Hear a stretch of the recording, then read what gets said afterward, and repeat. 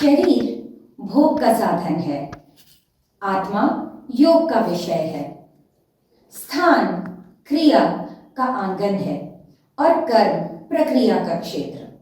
दोस्तों, आज का हमारा विषय है एक अच्छा school. Our today's topic is a good school।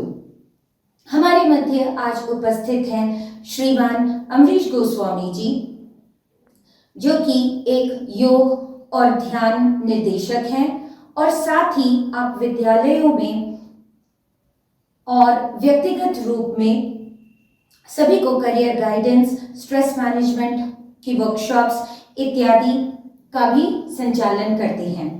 आपने औपचारिक शिक्षा में MSW, PGDCA, PG diploma in guidance and counselling और PG diploma in yoga therapy की पढ़ाई भी की है। तो आइए हम इस सत्र को आगे बढ़ाते हुए बात करते हैं अमरीश जी से एक अच्छे विद्यालय के बारे में, characteristics of a good school. So Hare Krishna Amrish ji. Hare Krishna, Hare Krishna. तो आपको आपकी सूचना के लिए हम बता दें दर्शकों कि इन्होंने एक छोटी सी वेरी कंसोलिडेटेड बुक एक निकाली है आदर्श स्कूल के ऊपर। तो हम आपसे विनती करते हैं कि आप ये पुस्तक जरूर पढ़ें। These are some key points, fundamental key points that every school that aspires to be good can follow। तो चलिए हम इनसे कुछ बातचीत करते हैं और देखते हैं कि आज हमें इस सत्र में क्या सीखने को मिलता है।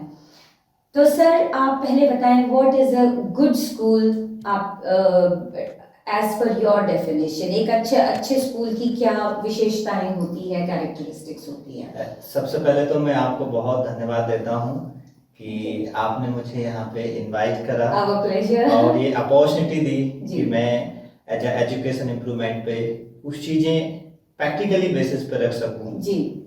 और मैं अराउंड अभी तक के मेरे लास्ट में 13 ईयर्स से एजुकेशन फील्ड में वर्क कर रहा हूँ। ओके। और लास्ट 8 सालों से मैं भागवत कथाएं कर रहा हूँ जी। अभी तक मैं 500 स्कूल्स में अलग अलग टॉपिक्स पे सेशन दे चुका हूँ for the student, for the teachers.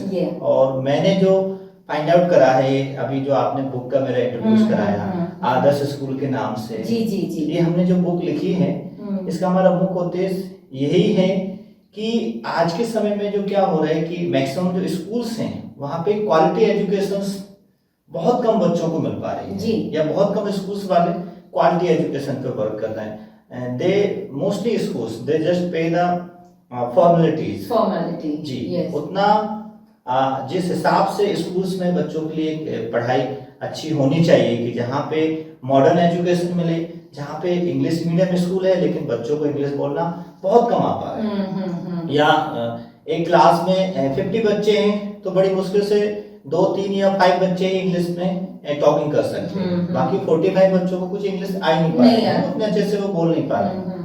तो एक यदि हम एक अच्छे स्कूल की बात करेंगे, एक अच्छा स्कूल कैसा हो, एक अच्छा स्कूल कि जब एक परिकल्पना आती है कि जब एक पेरेंट्स चाहता है कि मेरा बच्चा एक अच्छे स्कूल में पढ़े, तो उसकी क्या एक्सपेक्टेशन रहती है कि जहाँ पे मॉडर्न एजुकेशन मिले, क्वालिटी के साथ मिले उसको। यदि स्कूल इंग्लिश मीडियम में मैं अपने बच्चे का एडमिशन करा रहा हूँ तो वहाँ पे बच्चा इंग्लिश बोलना भी सीखे, साथ में भारतीय संस्कार भी उसमें आए एग्जैक्टली। कि आज हम वर्तमान में देखते हैं कि मैक्सिमम बच्चों में संस्कारों की बहुत कमी आ रही है।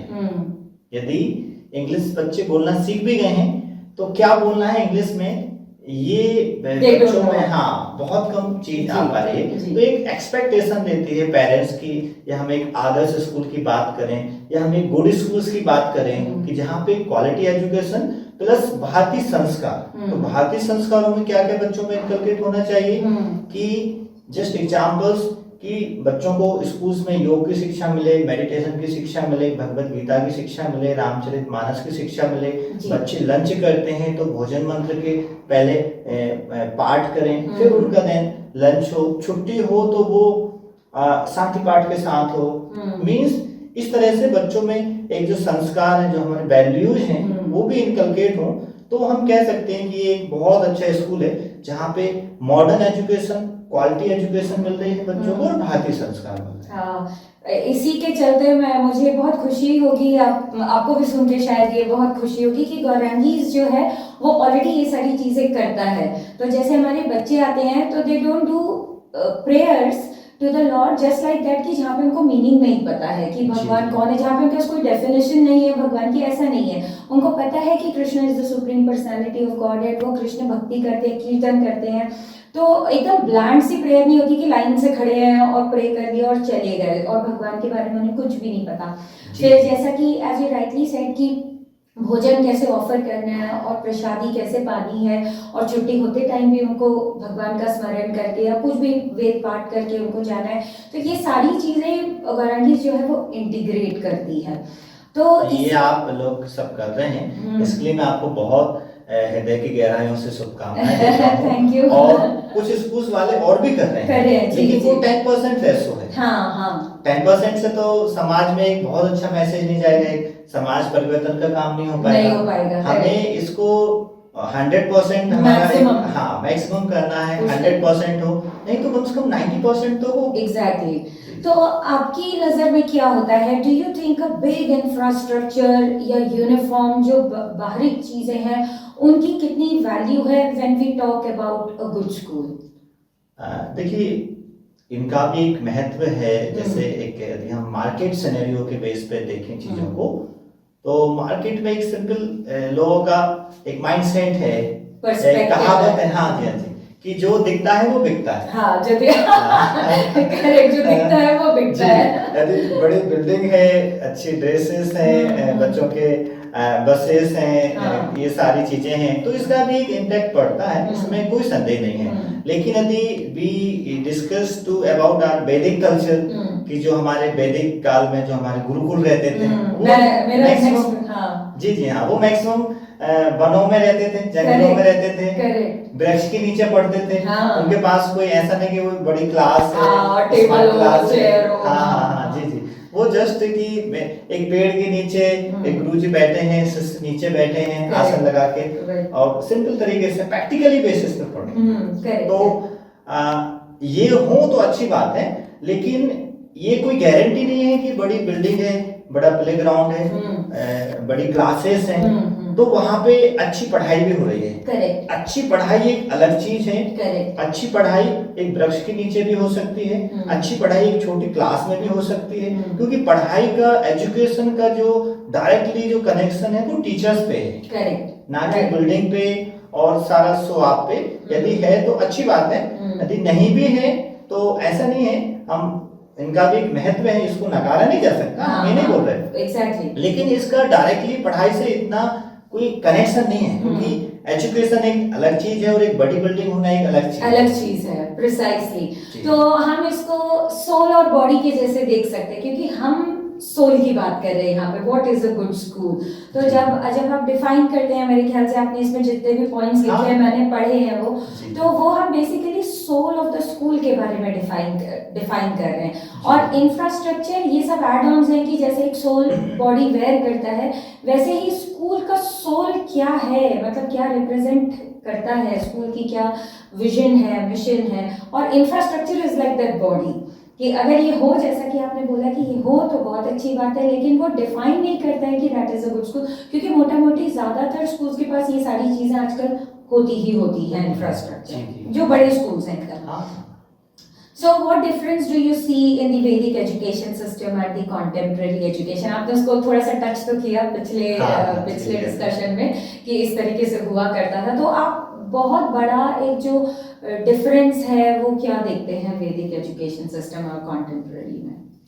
देखिए, आज के समय में हम देखते हैं बच्चे स्कूल्स में अभी एट द प्रेजेंट टाइम अभी तक अभी जो न्यू एजुकेशन पॉलिसी आ रही है वो तो बहुत अच्छी है। हाँ, वो बहुत अच्छी है। बाप रे।